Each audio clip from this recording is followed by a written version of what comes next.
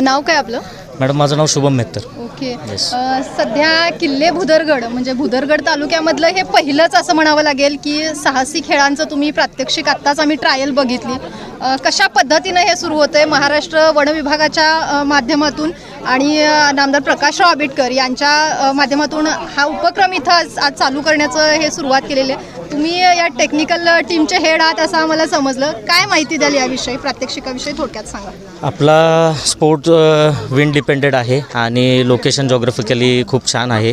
So आम्ही विचार करतो आहे अजून छान पद्धतीने डेव्हलप होईल, त्याच्यावरती आमचं वर्किंग आहे.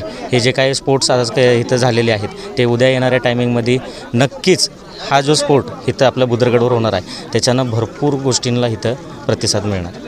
बेस्ट म्हणजे किल्ले भुदरगडवर येणारे जे पर्यटक आहेत त्या पर्यटकांना ह्याचा कसा म्हणजे लाभ होणार आहे, तिकीट्सचे रेट कसे असणार आहेत, काय याविषयी थोडक्यात तुम्ही माहिती. येस मॅडम, त्याच्यावरती ऑल डिपार्टमेंटच्या सगळ्या गोष्टी डिस्कशन्स असतील. We are just a team, we are working for them. So त्याच्याबद्दल तुम्हाला जास्त डिटेलमध्ये वन विभागाकडे माहिती मिळेल. ठीक आहे. तुमची टेक्निकल टीम जी आहे ती कुठून आलेली आहे? म्हणजे आमची टेक्निकल टीम ऑल ओव्हर इंडियामध्ये हिमाचल, उत्तराखंड, नैनिताल अशा स्पॉट्सवरची आहे. कोल्हापूरचे पण आपले काही इन प्रोसेसमध्ये आमच्या इथले लोक आहेत. येस, टीम मेंबर्स आहेत. So well classified, certified, licence pilot.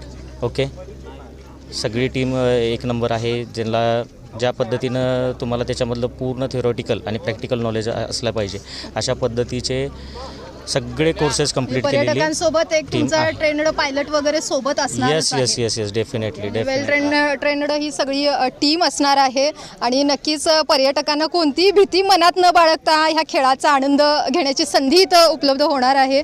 आवाज कोल्हापूरसाठी भुदरगडहून सायली मराठे.